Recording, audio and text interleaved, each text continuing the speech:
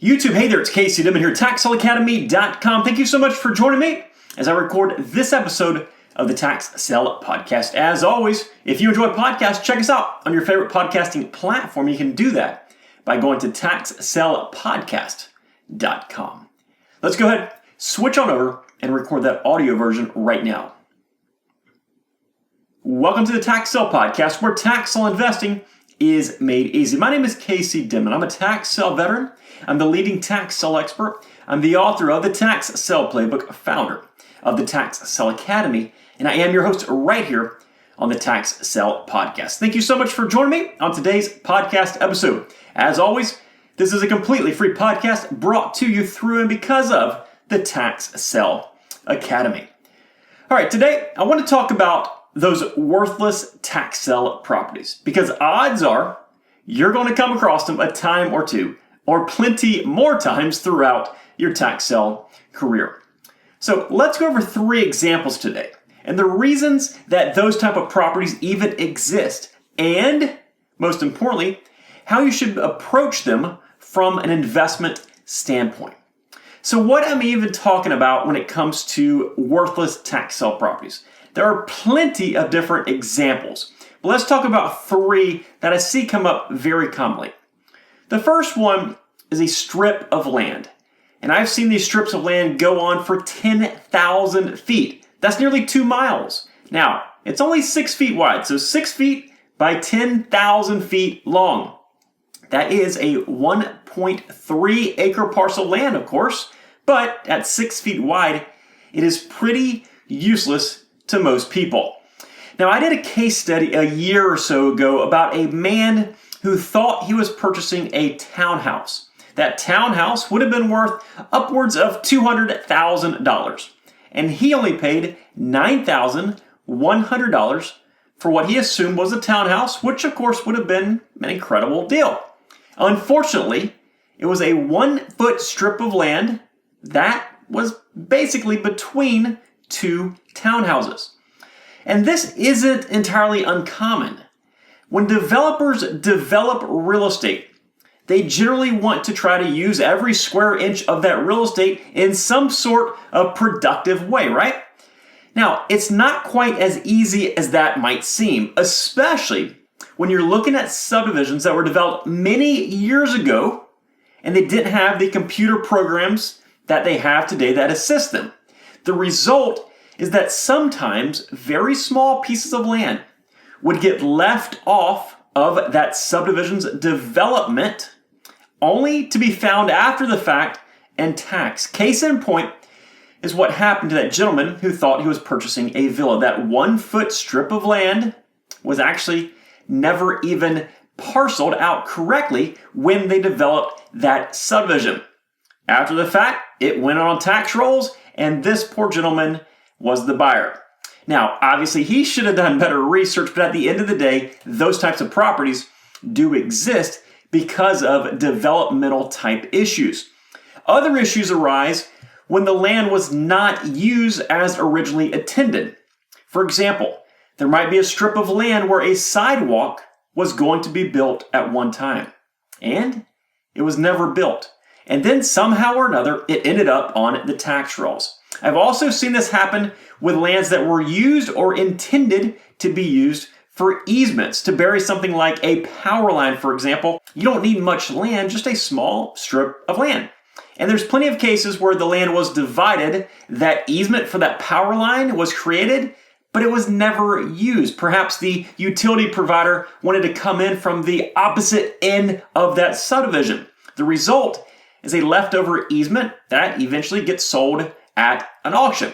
I've also seen alleyways that end up with the same issues. An alleyway between 2 rows of homes that is used initially, then goes abandoned, and somehow ends up at a tax sale, right? Again, that property is not very valuable to most people.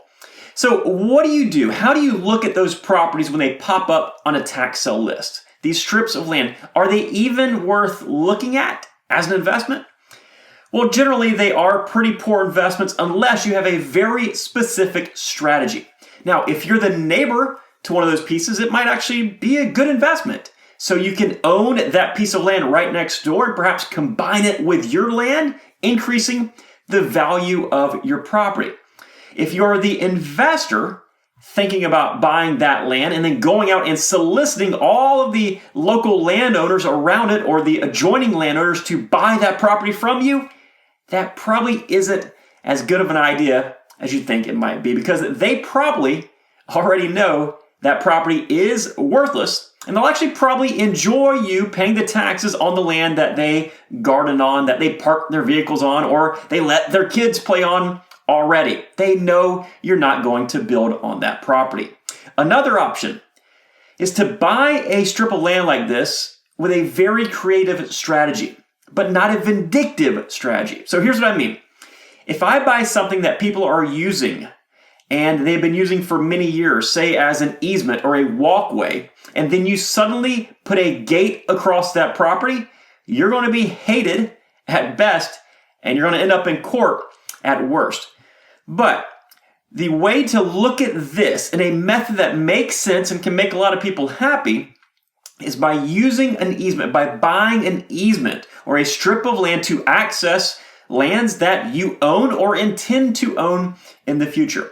So I've personally purchased an easement before that attached to a piece of land behind it. It was a 20-foot wide piece of land that attached to some acreage back behind some other homes. These were two separate parcels. You had the acreage, then you had the easement. Both of these came up at the tax sale, and I was interested in both of these, mainly the acreage, but I needed that easement in order to access that acreage. Now, that strip of land, that came up first at the tax sale, so I purchased it first. A couple of properties later, they sold that acreage.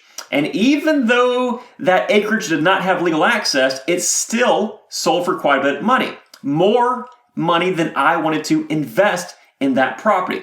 But the cool part here is the person that purchased that acreage walked over to me and said, "Listen, I know that you purchased that strip of land that provides access to the acreage that I just purchased, and I'll give you twice what you just bought it for." So I doubled my money in a matter of minutes. So when you're buying strips of land like we described, you must be extremely careful and extremely strategic. Now, on that same token, let's talk about the properties that are just too small to build. And we have two classifications of this. The first are properties that are obviously way too small. Like you cannot even fit a structure on these properties. These are not just strips of land, but it's like a 10-foot by 10-foot piece of land, or maybe 20 by 20, something very, very small where you just can't do anything with it. Obviously, not much room at all with those properties. Now, the second type of properties that are too small to build are properties that are too small per current county code. So let's say you have a 50-foot by 100-foot lot, but the county requires at least 7,500 square feet to build. In that situation, even though you could probably physically build on that property, you can't build on that property per current county code. Another way to look at this is through the required setbacks. So a setback is the distance from the property line to the structure. And you usually have a front setback, a rear setback, and you have setbacks on both sides. So let's say, for example, you have a 20-foot required setback on each side per current county code. If your lot is only 50 feet wide, that means you have 10 feet in the middle that you're able to build on. Obviously, that's going to be a pretty small house, and more than likely, that's going to be an unbuildable piece of land because you cannot meet the county required setbacks. Now, the reason that you have properties like this is most of these subdivisions were developed many, many years ago prior to the current regulations. And in a lot of these areas, instead of being grandfathered in, these lots just became unbuildable primarily because it was not practical to grandfather these lots in the first place. In fact, many times these lots were initially sold not as building lots, but as recreation or campsite lots. Now, in some areas, there might still actually be demand for these types of properties. That 25 or 30-foot lot might not be buildable. You might be able to put a house or a mobile home on it, but you might still be allowed to use it to park your RV or maybe even to pitch a tent.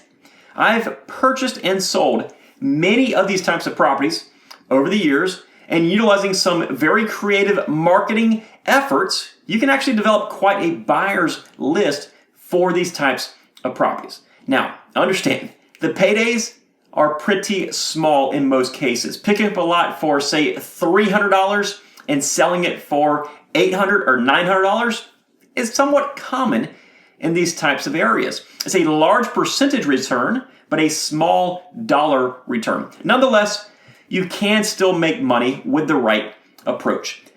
Another option is to combine multiple lots so that the overall size does allow for building. And I discussed this a couple of weeks ago right here on the podcast, but there's an area local to me where you need at least 75 feet to build. Now, all the lots in this area are 50 foot wide. So I bought one of these lots from a private individual, another one at a tax sale. I joined the two lots together, and I will easily triple or even quadruple my money simply by joining two unbuildable lots into one buildable lot. Again, it's all about strategy, and you must make sure that you have a foolproof plan before simply going out and buying a whole bunch of small and otherwise worthless lots. All right, the last one I want to discuss today is what I refer to as the specific purpose land. This is land intended, zoned, classified, whatever you want to call it, for a very specific purpose per county requirements. Now, I saw a gentleman just last week purchase a lot in a built-out subdivision. All the lots in this subdivision are a quarter to a third of an acre large. You have pretty small lots.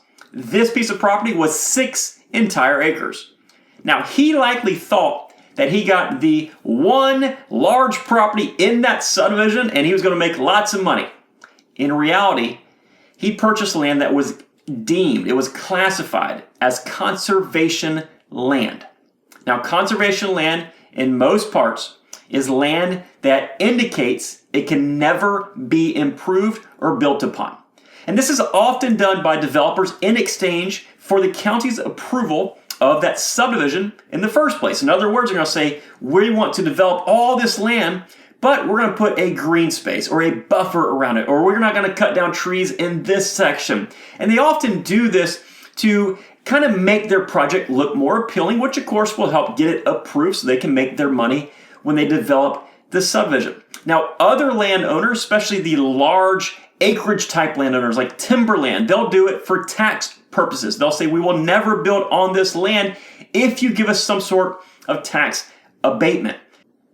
Now, for these park areas that you see sold at tax sales, most of the time the improvements on that park land never actually existed. There was no playground, no tennis courts, nothing like that. Now, with that said, I have seen a handful of times where I've gone to a tax sale and saw a piece of property sold designated as a park that actually did have a children's swing set on, a neighborhood swing set on, like a commercial grade type swing set. So imagine being the guy that buys that property sight unseen, only to drive by it after the auction and realize that all the neighborhood kids are playing on the swing set located on the land you just bought but can't use. The issue with these types of properties is that once they are designated for certain things like a park, they're often zoned or classified with the county as unbuildable. In other words, once they get that zoning or that classification of a conservation space or a green space or a park or similar designation, it pretty much sticks forever. In other words, to get it changed, you would have to petition the county or the city. And usually that's a very lengthy process, and sometimes it can cost quite a bit of money. So when it comes to that conservation area, for example, you would have to petition them to remove the conservation area label from that property. And that's highly unlikely, especially when you think about it from the county's perspective. It's going to make the county office that approves that look real bad. And in a lot of areas, an elected official actually has to approve that. And they're probably not going to change that classification just because you asked them to. Now, if it's a community park, the same thing goes. If it's a community swing set area, for example, you would actually have to petition the county to remove that swing set, to remove that park classification, so you can now flip that property or build on it or whatever you want to do. And also something to think about, in many areas, when you go to petition to change the land use of a piece of property, all of the area neighbors are notified per county requirements in a lot of areas. And it could be everybody that owns property within 1,000 feet, within a half a mile or a mile. So you're not only petitioning the county to change the land for you, you have to get that elected official or that county office to be on your side. But in addition to that, you're probably going to have to go in front of some sort of board or some sort of hearing. And when you do that, just think about all those property owners that are going to show up at that same hearing to contest your change to the zoning or land use, especially when their children plays on that playground every single afternoon.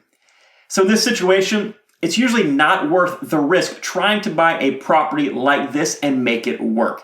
The issue is that your reliance on the county or the city to change the zoning for you is the entire basis behind your investment. And as mentioned, odds are they probably won't redesignate a property from a park or conservation area to a single family lot just because you want them to. So as you can see, there are plenty of worthless properties at tax sales. In some situations, you can actually figure out some very creative ways to make money with them. In other situations, it's nearly impossible to make money with them, and it's very, very risky to even try. My suggestion is to first make sure you are thoroughly researching the properties that you're looking at to make sure you know how to spot these worthless properties so you don't buy them by accident.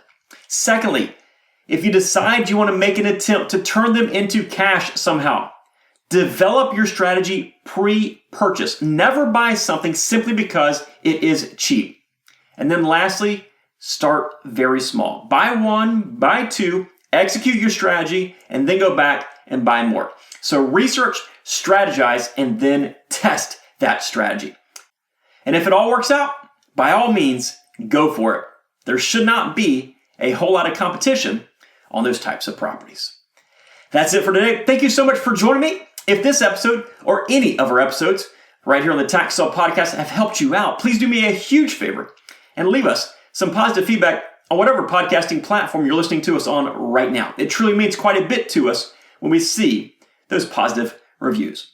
And for more information on tax sale investing, be sure to check out all the links in today's show notes. Take care, and we'll see you next time. Bye-bye.